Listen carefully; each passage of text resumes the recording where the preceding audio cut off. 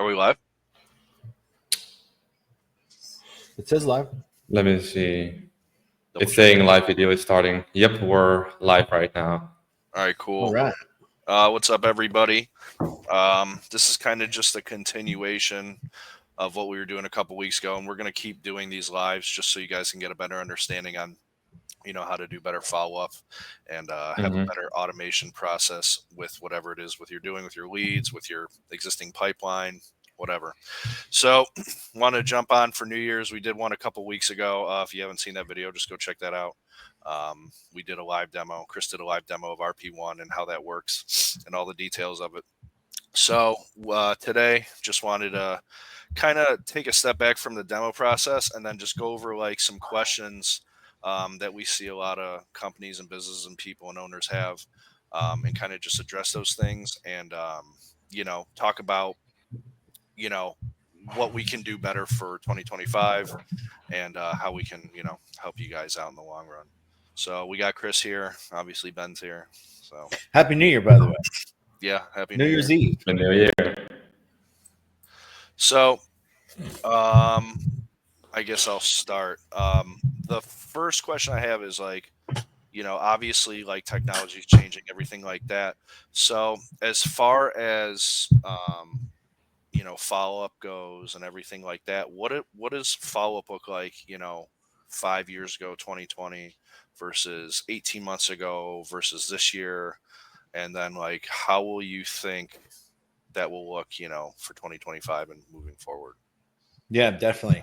Follow-ups changed a lot, and I think follow-up has always been different for different sizes of companies, right? Like the small companies, they really rely heavily on those technicians following up with the people after they leave the home. Like 5 years ago, 2019, 2020, I was selling systems in 2020, and it was basically, here's your work phone, here's your work tablet, go talk to that customer. If you don't sell it, it was on you.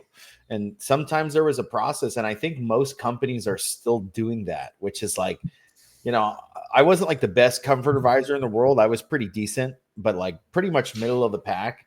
But I was friends with all the best guys in the company that I worked with, all like the big heavy hitters that's put up a lot of revenue. And we were all pretty much doing the same thing.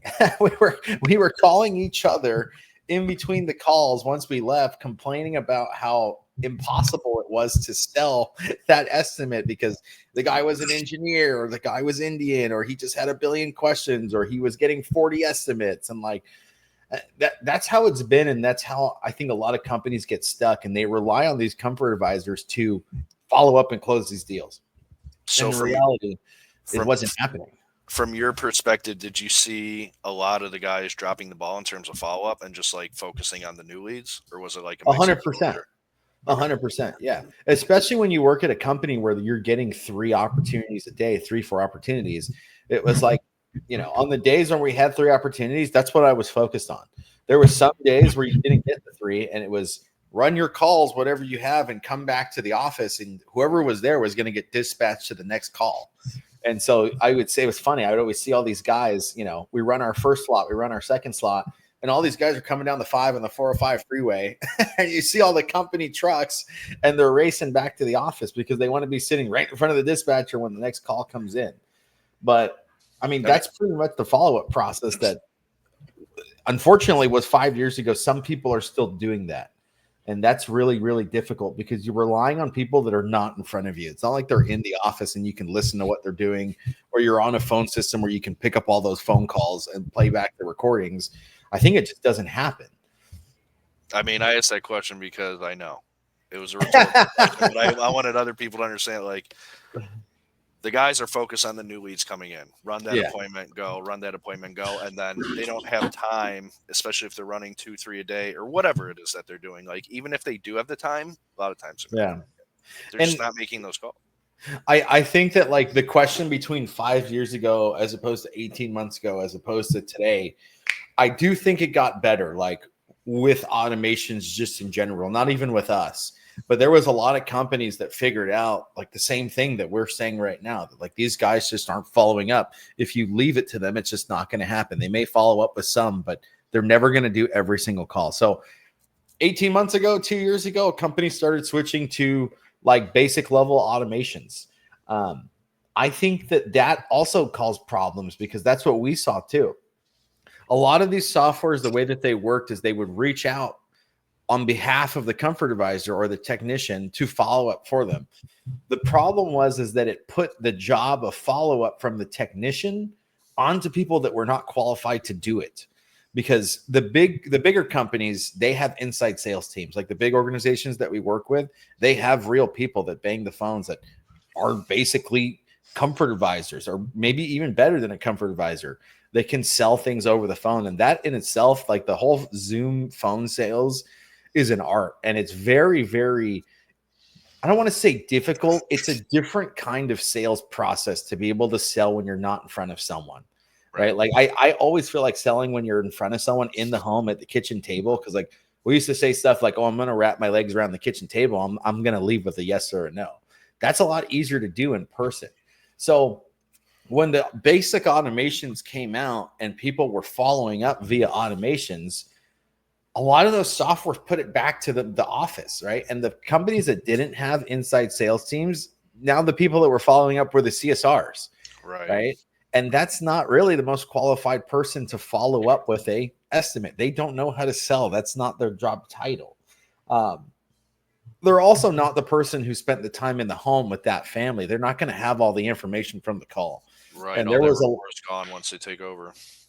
That's right. They're basically taking over blind, and they're hoping that each comfort advisor or each technician hopefully put every single thing that happened on the call in the notes, which, you know, some of them do and some of them don't. But I think that was like probably the next phase of automations and follow up and like smart software. Where it's going today is obviously we're putting the power of the follow up. We're automating the follow up, but we're putting it back with the right people, which is the technician who actually spent the time in the home.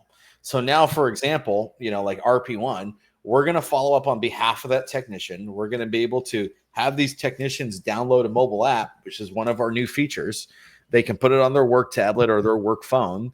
It's going to follow up on behalf of them, and it's going to actually take the estimates that they left, assign it to that comfort advisor or tech, and rehash that job for them. So it connects them with that customer in an automated fashion. And what it does is it notifies these guys once the customer is re-engaging. So once they have a question, they're going to be able to say like, hey, Chris, here's Kenny. He's estimate number 1111555. This is what you left him. And now he's responding to the automation, asking if you have any questions, or, you know, did you have any questions? Are you ready to run your financing? Right. So I think, you know, the evolution of follow-up is definitely getting better.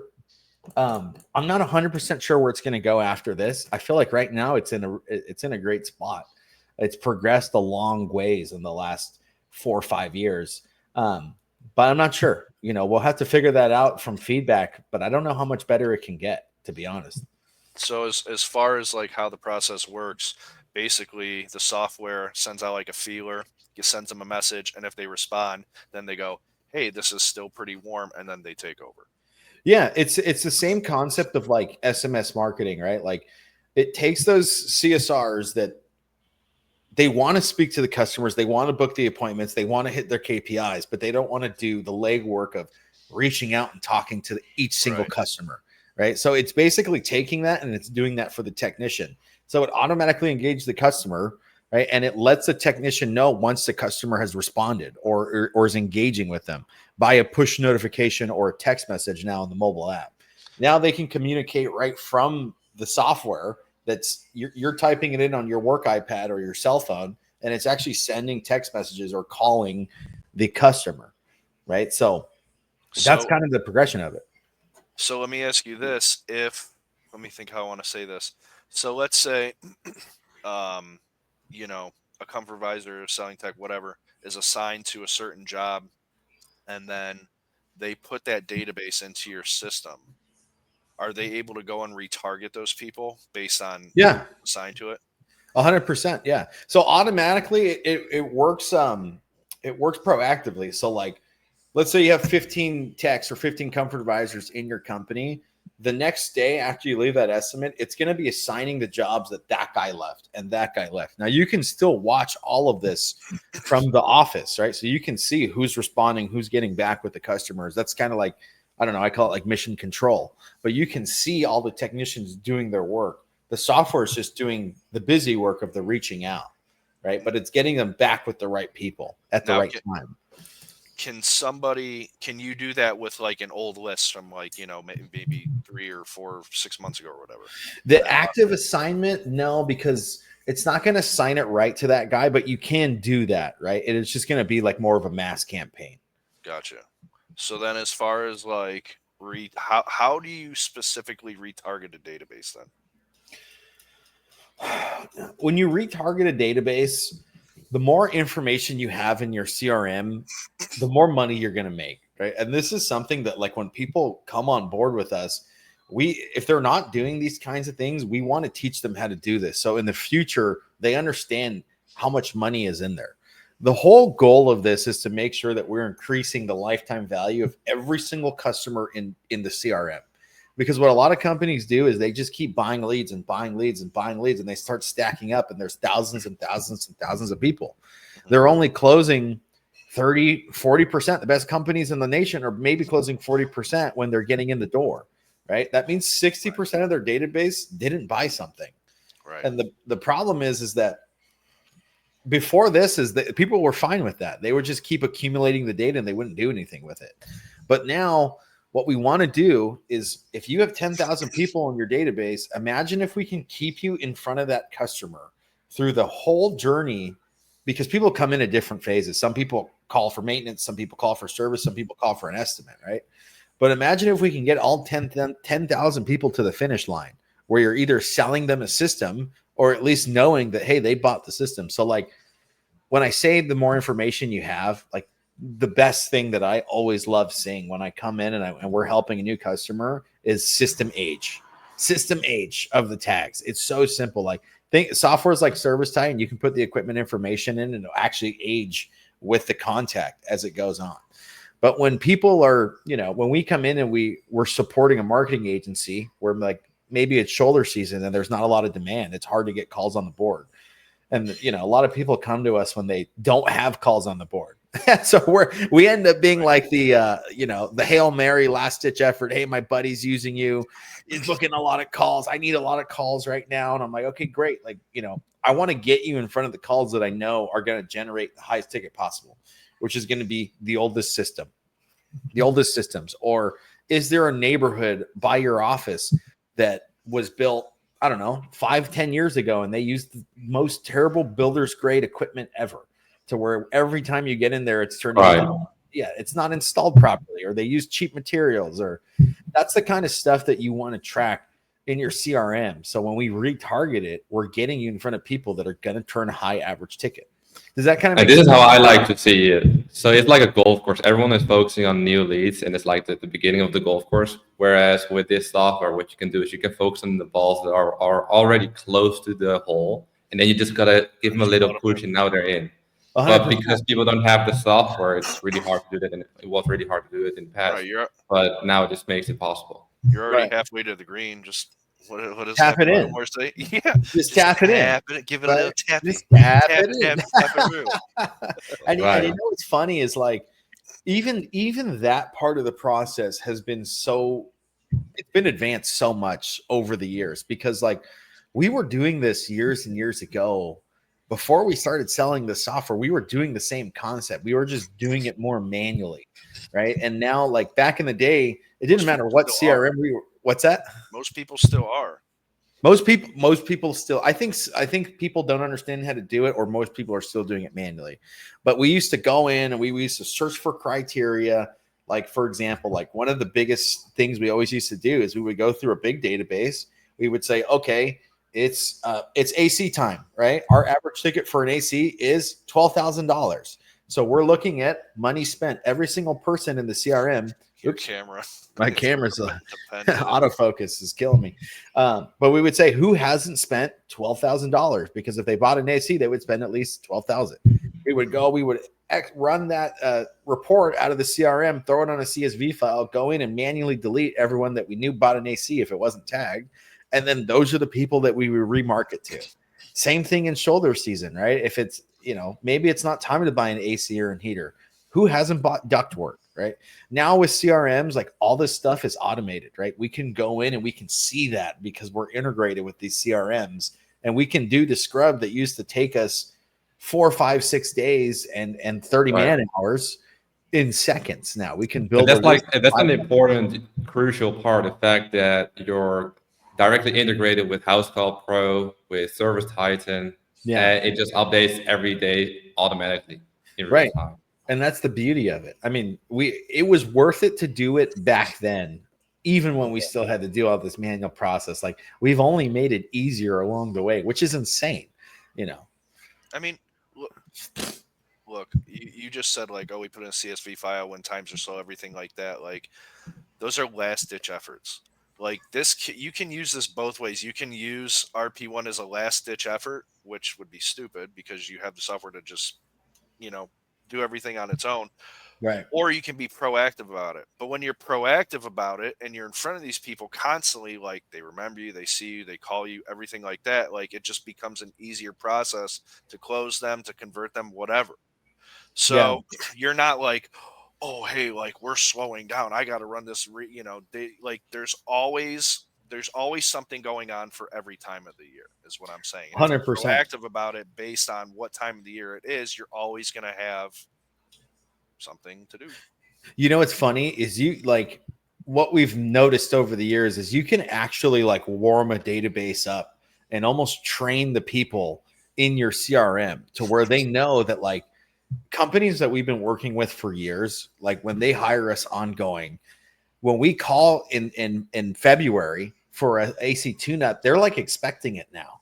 If we don't call them because, like, let's say that they don't match the criteria of like, hey, this is a money customer, we want to get back there. Sometimes we call those people a little bit later in the season, right? We want to get with the oldest systems and the most informed decisions first. But some of those people will text us or call us and say, hey, you haven't called me for your AC tune-up yet, right? So you can completely warm up a database and train these people to know that, like, hey, this is when we do AC tune-ups. This is when we do furnace tune-ups, which is insane. It's like I forget what it's called when you ring the bell and the dog gets a treat.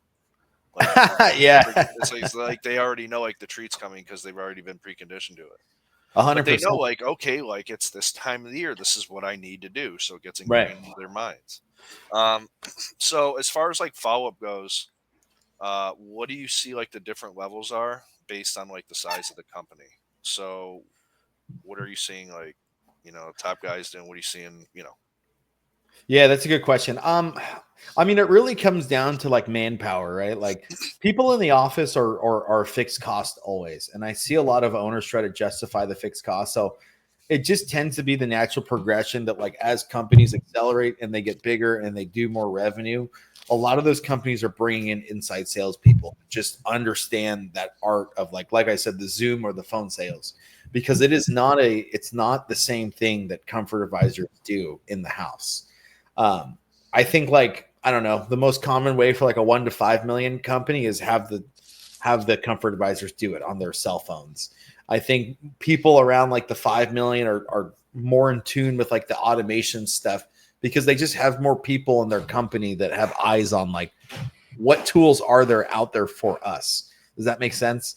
Like when we run ads, like a really common thing that we see is like, I have to log into the admin account for the ad space that we're doing. And people, I'll see like CEOs like see something, they'll see one of our ads and they'll tag one of their like general managers or product managers or product officers. And they'll say, hey, check this out, book the appointment. So I think just being a bigger company and having more people in the space, like all the ads that you see are targeted to you. The only ads I see are HVAC and plumbing ads for anything. Right. So these people are conditioned the same exact way. They're more in tune with the stuff in the market. So they end up having more tools because they have more people doing research, right? So like generally smaller companies are still doing it the old fashioned way. The mid-level companies typically have at least some sort of automation, even if it's not the most advanced thing, some sort of process.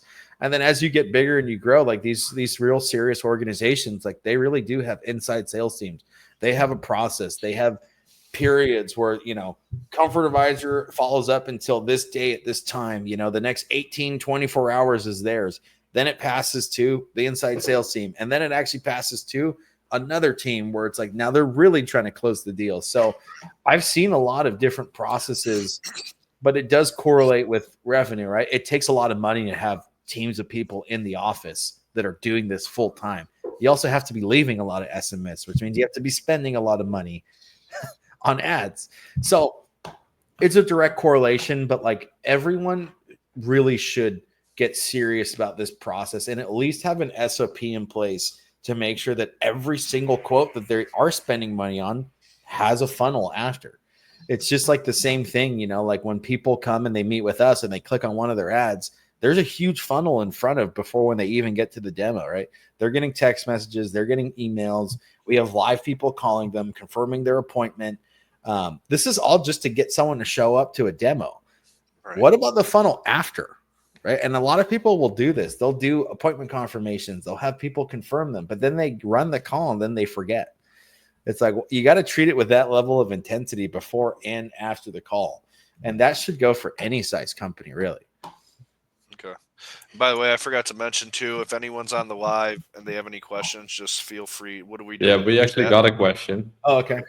I can't see them. The question, I know. The question is, any thoughts on smart AC in maintenance contracts?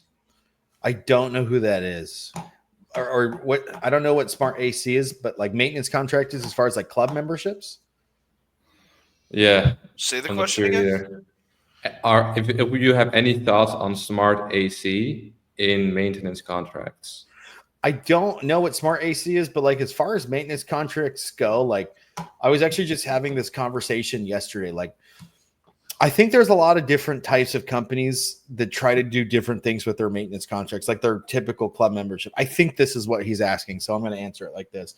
If he wants to elaborate, tell him to. I don't know. I don't see who asked it, so I'll speak to club memberships. I didn't fully understand that for now. There's a lot of people that try to make money off of their club memberships. I don't think they're fully getting the point of what those things are designed to do.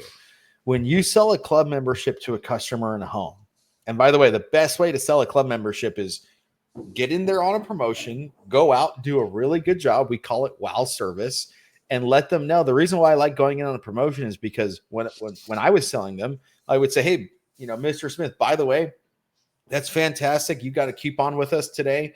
By the way, our tune-ups are normally $179. Looks like today it's going to be $79.99.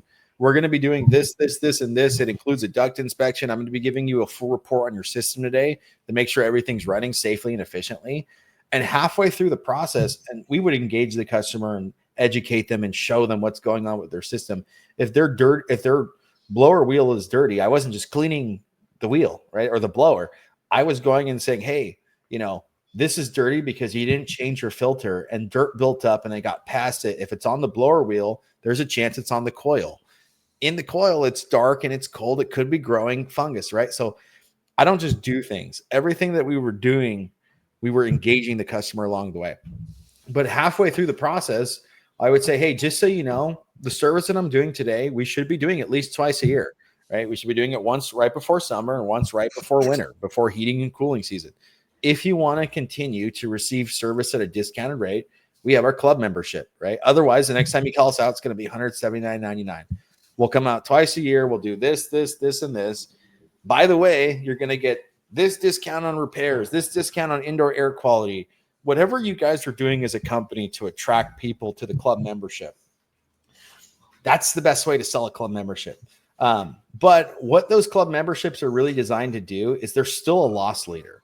What we're trying to design them to do is make sure that when that system breaks, you are the first person that person calls, right? Because we don't want them to go back to Google or Facebook or Yelp. We want them to go, oh, I have a club membership with this person, which is why I know a lot of companies will do stuff like discounts on install, discounts on repair, no dispatch fee. Some companies I've seen, they even do a credit towards a system replacement. So yeah, your club membership's $149 a year, but every year you pay it, we're going to give you $149 towards your next system. And that's what it's really designed to do. Like I've met a lot of people. We go in and we say, hey, our goal is to get you a 5-star review and a club membership sale, at least on every single call that we book you. And then we'll go in and what's your club membership? And they're like, oh, there's 7 tiers. And the top one is $900 a year or for 2 years. And I'm like, you're just really overcomplicating it. This is not what it's designed to do. You're not supposed to be paying your truck payments off of your club membership. Does that make sense? Yeah. So it's just a low level fee to be. So you're the go-to guy.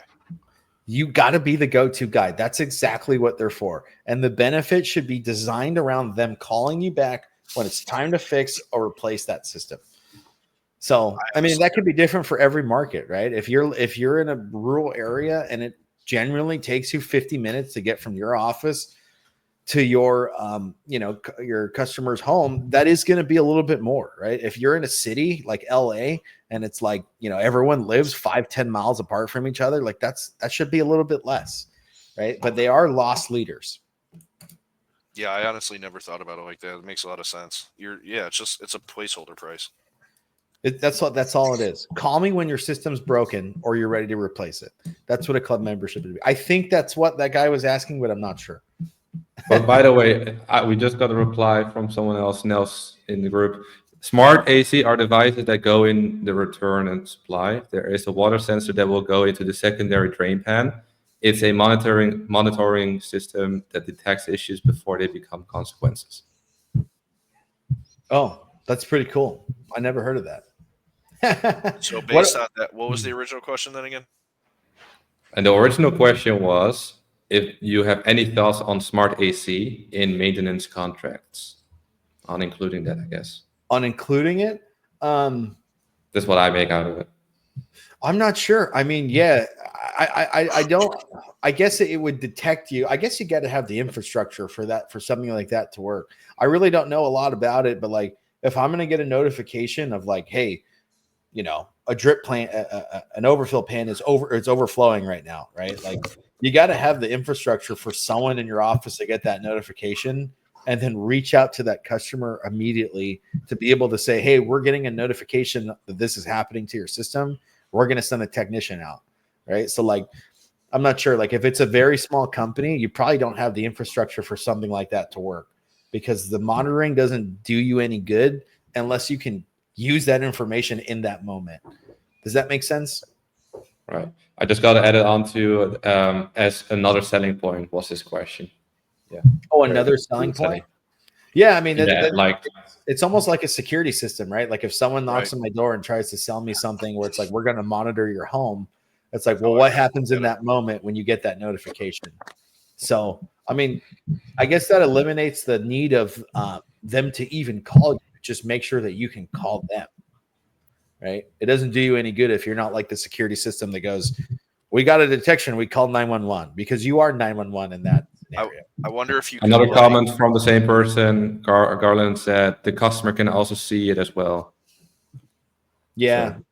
So. I mean, I guess it would be like a text message or an email. I wonder if you can like install those and then like have like, $100, $150 or whatever it is, like price, like as an ongoing, like, how do I even say this? Like a membership for that specific device. Yeah. I mean, I don't know what they cost, like the contractor, right? Or like, I'm not sure how that works, but like, it sounds like a cool system. Like, cause you'll still have the equipment for ADT, right? But you're still paying for the service.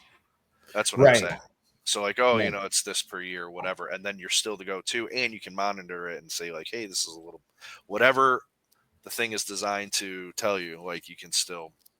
I mean, if you have the infrastructure to do that, and if you have people that like can get that information and use it to dispatch a technician for an emergency repair call, like I don't see why it's a bad thing. Yeah. All right. I don't really have any more questions. You got anything? I got something. Yeah, like just to talk a little bit more about that phone application. What are the best features and the biggest benefit of using that? A phone application, like something. Yeah, of RP1. RP1 phone app. Oh, an RP1 phone app. Oh, I mean, everything is speed to lead. Like I don't think people understand how impatient the general public We is talked about that last time too. anymore. It's like that's like probably the number one thing I could like. Yeah.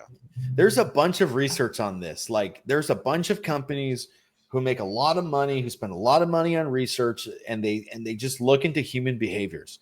And there's a billion different examples. You can go on and Google anything, and you're going to find a whole study on this. People generally work with the people that help them the fastest, right? People do not like to wait. Instant gratification society. Yeah. I say this all the time. Netflix and Amazon changed human behaviors. It's just reality right nowadays. Also within our company and our clients, we prioritize responding as fast as possible because they don't even want to wait like have a working day. That's already too much nowadays. Right. Oh, we'll respond in 24 to 48 hours. Nah. Yeah, we'll respond to it. Right. That's what it used to be for emails. And now emails are basically text messages, right? Like you have to respond to them immediately. Right. And that just goes for your customer. So like arming contractors with the proper tools like a mobile app to where like, yes, we used to send you text messages. Yes, we used to send you emails. But like now the way that we can notify people, and not only you're getting the information that, hey, you need to respond right now, we're giving the ability to respond wherever you are because everyone always has their phone, right? I think just giving contractors all the tools to succeed is why we spent so much time and money building out a mobile app to where they can do this from anywhere in the world.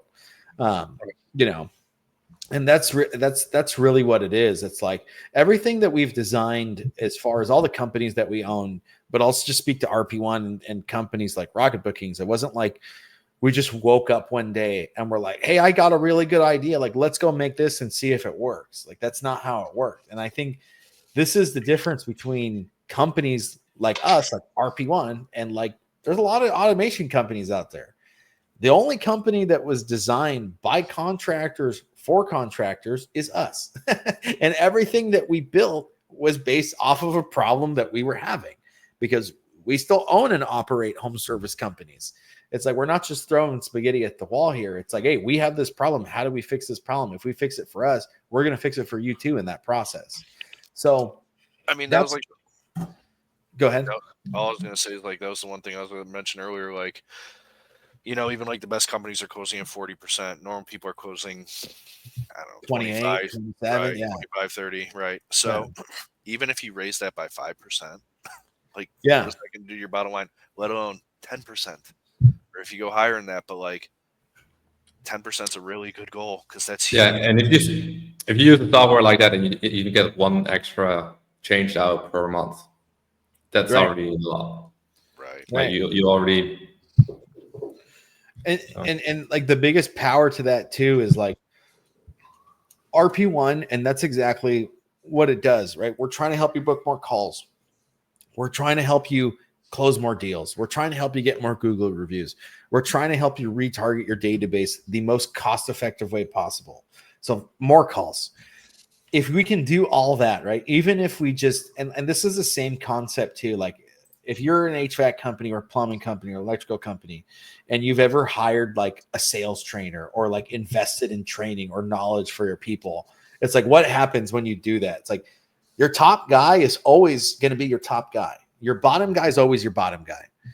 Where the real benefit of when those guys come in and they train your company and they get everyone excited and they give them a sales process, it's everyone in the very middle who increases 5-10%. That's where you see the biggest returns on things like that. And it's the same concept here, right? We're trying to take everything and bring it up 5 to 10% without you spending a lot more money. RP1 is a really inexpensive product, right? Like it's pretty much a Honda Civic lease is these days is what RP1 costs a month. It's not expensive to have. So if we can help you guys with those processes, and if you don't have a process in place for things like funnels with your leads, closing out tickets, if you don't have a way to absolutely ask for a Google review on every single interaction you have with a customer, and you need help with those processes, we can help you do that. We can give you tools to do that so that over time we can increase all those numbers 5 to 10%. And through an extended period of time, like an entire year of using it, you're really, really going to see drastic differences as opposed to growth year over year. So real quick, we'll talk about how they can sign up with you guys. Everything that we're talking about reminds me of a book that I read years ago called Acres of Diamonds, and I put it into Chat GPT and I told it to make me a quick summary. It said Acres of Diamonds is a famous lecture turned book by Russell Conwell, emphasizing the idea that opportunities for success and wealth are often found close to home rather than far away. The title comes from parable, blah, blah, blah. Central message is that by recognizing, cultivating the resources, skills, and opportunities already within reach, one can achieve prosperity and fulfillment. It underscores themes of hard work. Okay, whatever. But the whole I point, like that. the whole point to that book is that it's very relevant to exactly what we're talking about. Everybody wants to focus on, even when going back to talking about the comfort visors, they're focused on new leads. How much revenue are you leaving on the table by not following up with these people who are already warm that you've already talked to? It's easier to convert a warm lead versus a cold lead. But I don't know why everybody gets it into their head thinking that like, oh, I just need more leads. Yeah, you need more leads to turn them into warm leads to convert them in the pipeline down the road, because chances are it's not going to be a one call close. They get multiple estimates, they get whatever.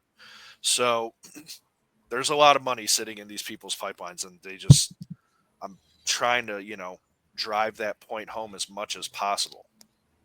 I mean, yeah, just look in your CRM, figure out your average ticket for a system, and imagine if you could get, instead of 30% of those people to the finish line, imagine if you got 40% and 50% and 60% of the people in your CRM to actually make the buying decision with you on a system replacement or a repipe or a water heater flush or a duct replacement, right? And imagine what that would do to your bottom line for the leads that you already paid for and the calls that you already ran, right? We're not telling you to come in and hire 15 more people. We're telling you to do it with the same amount of people that you're already writing a check for every Friday. Right. And it's going to cost pennies on the dollar versus going out and trying new lead sources or whatever. And this is coming from somebody who generates leads off Google and Facebook. Like, that's what we do. But, they work hand in hand. So one hand washes the other. All right, cool. I think we hit everything, and it's New Year's, so I don't want to go on. So if somebody wants to sign up, get with Kenny and Ben. We have a promotion with them and a partnership where we're helping their clients. You guys save money on the onboarding. As of today, I mean, it's a monthly price. There's no contract. It's literally, you can come in. It's just like a 24-hour fitness membership. You cancel it, you have access for 30 more days, and we take that last payment, right? So it's not a big commitment to start. It's not an expensive product, and we're even saving you guys money on the onboarding. Onboarding is really like, people, this is insane. People always trip out about this. They go, we talk about all these automations and all these things for their business. They think that onboarding is going to be like when you switch CRMs and it's like a 2-week process and it's like we give you homework. It's like, no, we come in, we connect your FSM to our software. We get a unique identifier code. They sync up. We build out all these automations in about an hour. That's what it takes. And then from there, someone from our team will come in and train your staff and your company for you. So like if you watch this and you're like, wow, that sounds super interesting, we don't even expect you to go in and teach your people how to do it. We come in and teach your people how to do it. By the way, that usually only takes us about an hour. So it's a real simple process to get started. And this is like the claim to fame. From the day that you make that decision that you want to get started, the day that you get started, we'll usually onboard you at 8, 9 o'clock in the morning. We'll be done by 10 or 11. All the jobs that you're running that day, all the estimates that you're leaving that day, everything. We're asking for a Google review and everything. We're rehashing everything from that day forward, right? So it's not hard to get started. It's simple. You guys save $1,000 on onboarding if you get with Ben and Kenny. But we're here to help. Tomorrow we're closed. New Year's Day. Enjoy the time with your family. Everyone is. What's that? I said, so are we. So yeah. So if this is interesting to you, shoot him an email, shoot him a message on Facebook. We'll get with you guys back as soon as we possibly can. But we'll be back in office on the 2nd, and we can start putting all these things into place for you guys for the new year. All right. We've got one more question though, guys. What's a good gross margin these days? A good gross margin these days. That's just different for every single market, right? Right. Like businesses, I'm in Southern California, right? Gas is over here, it's $5.50, as opposed to like if you're in Texas, it's $3. So that's a little tough. That's more like on the business coaching side. I really run the operations on the call center, outreach, CSR stuff, and the RP1 side. So It's I don't location want to give you bad information. I'm fine. I'm not a know-it-all. I'll tell you if I don't know. But that would probably be a better question for more of like one of our business coaches from the Rocket Group, like a Victor or Michelle question, to be honest. Might get them on next time. Yeah. We can see if we can bring him on next time. Yeah. All right, cool. Appreciate you hopping on, Chris. And yeah, if you guys have any questions, just reach out. And Sweet. hope you guys have a good New Year. Happy New Year, Thanks. everybody. Thanks for having me on. Happy New Year, guys. See you All guys. right. Thank you. Take care.